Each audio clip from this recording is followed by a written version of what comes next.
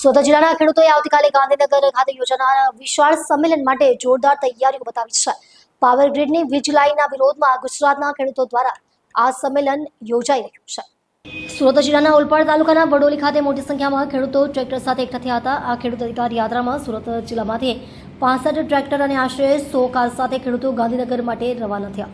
ખેડૂતો tower line રદ કરો, ખેડૂત જિંદાબાદ અને ખેડૂતો પર દમન બંધ કરો જેવા સૂત્રોચ્ચાર સાથે આ યાત્રામાં જોડાયા હતા। મોટી સંખ્યામાં ખેડૂતોની હાજરી જોઈને ચોક્કસ છે કે ગાંધીનગરનું સંમેલન ઐતિહાસિક બનશે।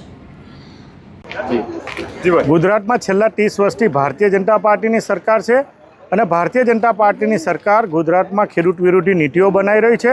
છેલ્લા ઘણા સમયથી ગુજરાતના તમામ વિસ્તારના ખેડૂતો પોષણક્ષમ ભાવ માટે ખાતરનો જે ભાવ વધારો છે એની સામે લડત ચલાવી રહ્યા છે।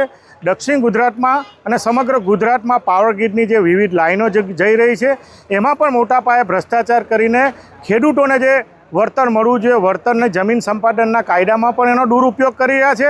અદાણી અને અંબાણીને સાથે રાખીને સમગ્ર ગુજરાતની ફળદ્રુપ જમીનને નુકસાન કરવાનું કામ કરી રહ્યા છે। આ અનુસંધાનમાં આવતીકાલે ગુજરાતમાં ગાંધીનગર ખાતે મોટી સંખ્યામાં સમગ્ર ગુજરાતના ખેડૂતો ભેગા થવાના છે પોતાના હક અને અધિકાર માટે।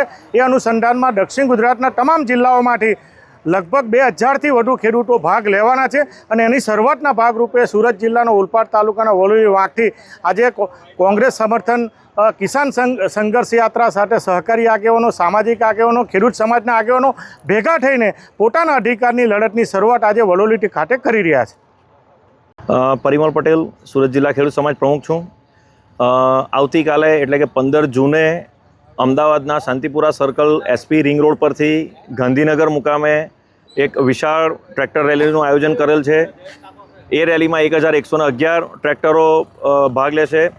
અમારો મુદ્દો છે કે આખા ગુજરાતમાં વીજ ટ્રાન્સમિશન લાઇન જે પ્રકારે આકાર લઈ રહી છે અને ખેડૂતોને વળતરના નામે બજાર કિંમતની જગ્યાએ ફક્ત જે જંત્રી આપીને ખેડૂતોને શોષણ કરવાની વાત છે એનો વિરોધ દર્શાવવા માટે અમારા રેલીનું આયોજન કર્યું છે। અલગ અલગ જિલ્લામાં છેલ્લા 2-3 વર્ષથી આ મુવમેન્ટ્સ ચાલે છે પરંતુ કોઈ ધ્યાન પર લેતું નથી, સરકારે આનું કોઈ રિએક્શન આપ્યું નથી અને એ જ પ્રમાણે જે 3 વર્ષ પહેલાં જે પરિસ્થિતિ હતી એ જ પ્રમાણે આજે પણ સરકાર વર્તી રહી છે, જે તે કંપનીઓ વર્તી રહી છે અને ખેડૂતોને જંત્રીના હિસાબે જે વળતર આપવાની વાત છે એનો વિરોધ અમે આ દર્શાવી રહ્યા છીએ। અને સુરત જિલ્લામાંથી ઓછામાં ઓછી 100 કાર્સ અને ઓછામાં ઓછા 65 ટ્રેક્ટર આ રેલીના સમર્થનમાં ભાગ લેવા જઈ રહ્યા છે।